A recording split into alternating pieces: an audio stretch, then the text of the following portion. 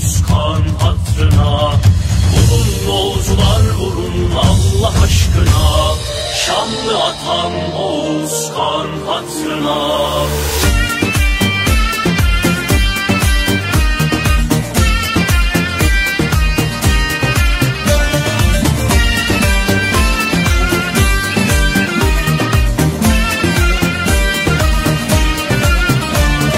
Oğuz'un evlatları çıktı meydana, vatan millet sancak Allah aşkına. Hainler sürüsü döndü şaşkına.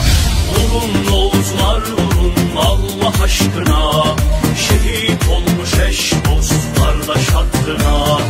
Vurun Oğuzlar vurun Allah aşkına, şehit olmuş eş dost kardeş hatırına.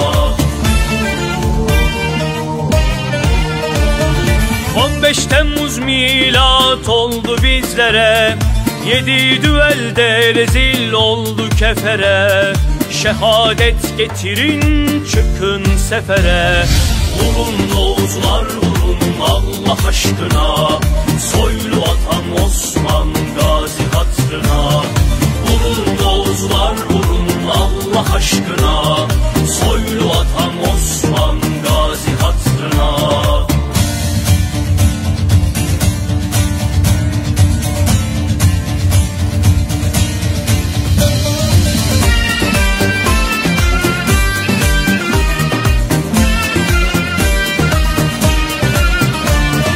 İnmedi sancağımız ezelden beri, çıktığımız bu yoldan dönmedik geri. Serimizden geçer oluruz deli. Vurun Oğuzlar vurun Allah aşkına, atam Fatih Sultan Mehmet hatırına. Vurun Oğuzlar vurun Allah aşkına, atam Fatih Sultan Mehmet hatırına. Girilmez dediler girdik Afrin'e, Türkiye kafa tutmak kimin haddine.